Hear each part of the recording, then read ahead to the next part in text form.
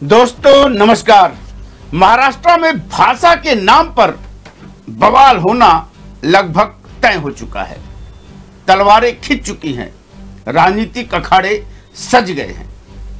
महाराष्ट्र विवाद का दूसरा बड़ा अखाड़ा बनकर तैयार हो चुका है।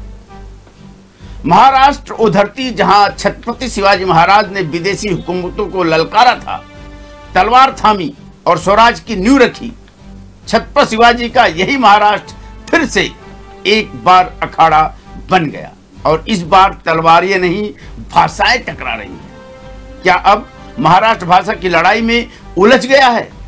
क्या महाराष्ट्र में अस्मिता के नाम पर अब जुबानें जहर उगलने लगी हैं? विरोध का रास्ता हिंसा से होकर ही गुजरता है, या फिर क्या मराठी भाषाओं की भावनाएं सिर्फ एक पॉलिटिकल कार्ड बनकर रह गई हैं?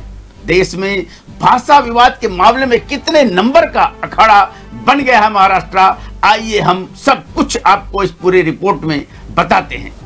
पूरा वीडियो अंत तक जरूर देखिए, बने रहिएगा दोस्तों। और चैनल को अगर सब्सक्राइब नहीं किया है तो चैनल को सब्सक्राइब कर लीजिए और वीडियो को शेयर जरूर करिए, सब तक पहुंचाइए ताकि हमारे विचार और आपके विचार लोगों तक पहुंचे।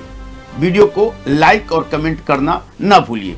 हमारी मराठी ने महाराष्ट्र और राष्ट्र के कितने ही मनुष्यों के विचारों को अभिव्यक्ति देकर हमारा सांस्कृतिक निर्माण किया है। इसी भाषाई घमासान के बीच मराठी अस्मिता के गाल पर एक करारा तमाचा उस वक्त लगा जब राज्य सरकार ने पहली से 5वीं तक हिंदी को तीसरी भाषा के रूप में अनिवार्य कर दिया।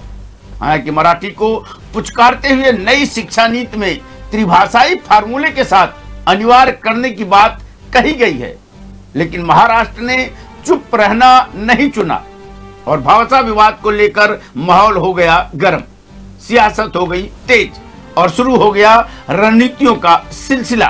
और मराठियों के दिल से आने लगी ये आवाज कि मराठी ये सिर्फ एक भाषा नहीं, ये महाराष्ट्र की मिट्टी की खुशबू है, माँ की लोरी है, शिवाजी महाराज की हुंकार है, तुकाराम की बाड़ी है और फड़के की तलवार का जज्बा है। आइए देखते हैं कुछ वीडियो जो वायरल हुए हैं महाराष्ट्र में भाषा को लेकर। क्या चला है, क्या चल रहा है और क्या लोग समझ रहे हैं। तो जीआर होता तो या ठिकाणी जाऊन आम्ही राज्य सरकारचा निषेध करतोय। जे हिंदी भाषा शालेय अभ्यासक्रमामध्ये सक्तीचे जो केलेले आहे त्या विषयावर आम्ही या ठिकाणी राज्य सरकारचा निषेध करतोय। महाराष्ट्रात फक्त मराठी भाषेचा सन्मान हवा।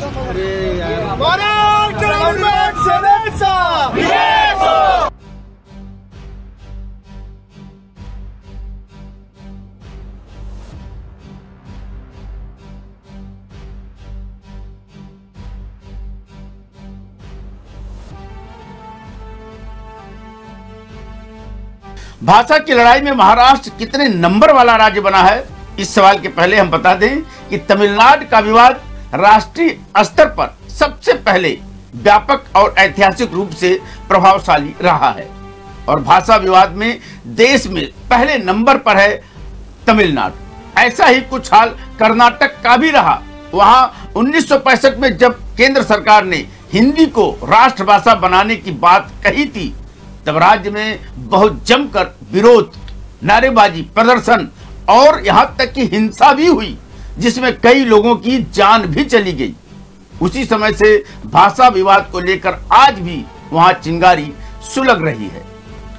डीएमके जैसी पार्टियों का निर्माण भाषा विवाद की पृष्ठभूमि पर ही तैयार हुआ है। महाराष्ट्र की सत्ता की बागडोर अपने हाथों से संभाले मुख्यमंत्री देवेंद्र फडणवीस जिस त्रिभाषाई के फार्मूले पर अपने कदम बढ़ा रहे हैं, उसको लेकर तमिलनाडु में 2020 में जोरदार विरोध हुआ था।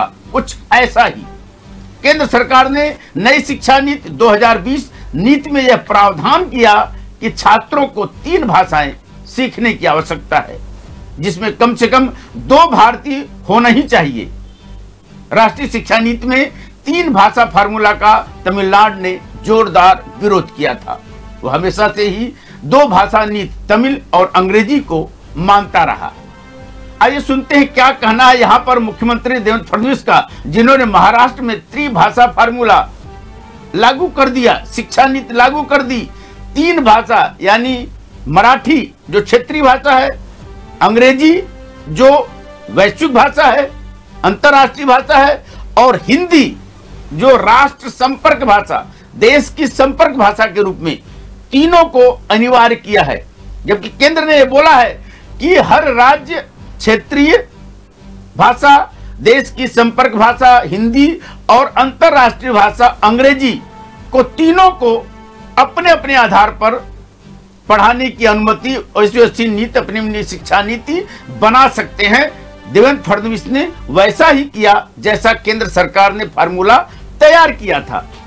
जब यहां पर देखा कि मराठी विवाद बढ़ रहा है, मराठी अस्मिता की बात चल रही है, मुद्दा कहीं राजनीतिक उनके पाले से खिसकता हुआ दिख रहा है, महानगर पालिका चुनाव नजदीक है, ऐसे में उन्होंने यही उनके विचार में आया कि ये त्रिभाषी फार्मूला हमें इस बवाल से बचा लेगा, और उन्होंने मराठी के साथ साथ अंग्रेजी, हिंदी तीनों भाषा 1ली से 5वीं की कक्षा तक के लिए अनिवार्य कर दिया।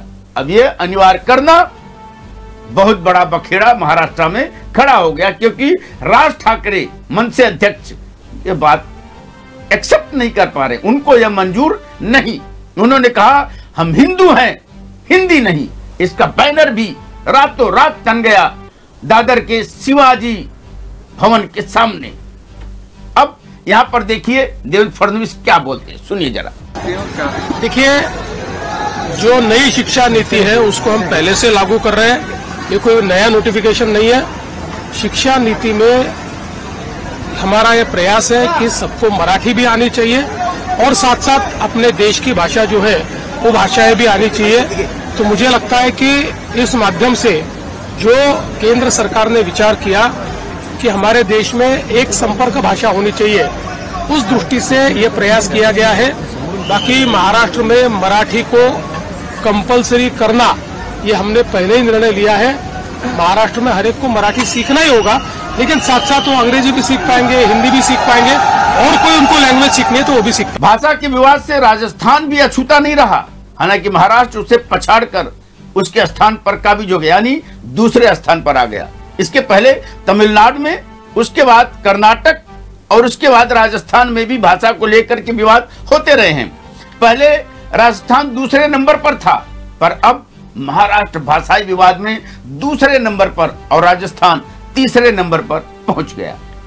2020 में राजस्थान सरकार ने राजकीय स्कूलों में तीसरी भाषा के रूप में संस्कृत को अनिवार्य किया था, जबकि उर्दू को इस सूची से हटा दिया गया था। इस निर्णय ने मुस्लिम समुदाय और उर्दू भाषी लोगों में नाराजगी पैदा की और इस नाराजगी ने आंदोलन का रूप ले लिया। मराठी को लेकर किसने क्या कहा महाराष्ट्र में, आइए कुछ राजनेताओं के भी बातें, उनके कमेंट सुन लेते हैं। अनेक राज्यांच्या मध्ये हिंदी पण चालतं, काही जण म्हणतात ती राष्ट्रभाषा आहे, पण त्याच्यावर वाद आहे, मला त्या वादात शिरायचं नाही। हे बाकीच्यांना सध्या कुणाला उद्योग नाहीत ना, काम नाही ना, ते असले वाद काही ना काही घालतात आणि त्याच्यातच ते वेळ घालवतात। मराठी लोगों की भावनाओं को भड़काने का एक राजकारण है। मैं मराठी भाषिक समाज को यही कहना चाहूंगा कि ऐसे लोग जो पैरोकियल मेंटेलिटी के लोग हैं, जो क्षेत्रवाद का जहर फैलाते हैं, जो आपका विकास नहीं चाहते, जो महाराष्ट्र का विकास नहीं चाहते, मराठी बच्चों के लिए नहीं चाहते कि वो पूरे हिंदुस्तान और पूरी दुनिया में जाकर के अपनी सफलता का झंडा बुलंद करें, ऐसे लोगों के दुष्प्रचार में मत आइए। हम हिंदू भी हैं और मराठी भी हैं और हिंदी भी हैं। फिलहाल अब बात यह पक्की है कि मराठी भाषा को लेकर महाराष्ट्र में उठी चिंगारी विकराल रूप ले लेगी, क्योंकि मनपा चुनाव की सरगर्मियां सामने हैं, बढ़ी हुई हैं, और एक बहुत बड़ा उत्तर भारतीयों का तबका मुंबई में रहता है। भाषा की राजनीति का ऊंट किस करवट बैठेगा यह तो भविष्य ही बताएगा, लेकिन इसका सीधा सीधा असर मनपा चुनाव में देखने के लिए जरूर मिलेगा। और आपको क्या लगता है, ये भाषाई संग्राम थमेगा या राजनीतिक रोटियों के रूप में इसे और सेका जाएगा और गर्म किया जाएगा, ताकि राजनीतिक अखाड़ा जमकर तैयार हो और वोट बैंक को भुनाया जा सके। आपकी क्या राय है कमेंट करके जरूर बताएं और लिंक को अपनों तक साझा करके चैनल को सब्सक्राइब जरूर कर लें। दोस्तों मिलते हैं जल्दी अगली रिपोर्ट में। नमस्कार।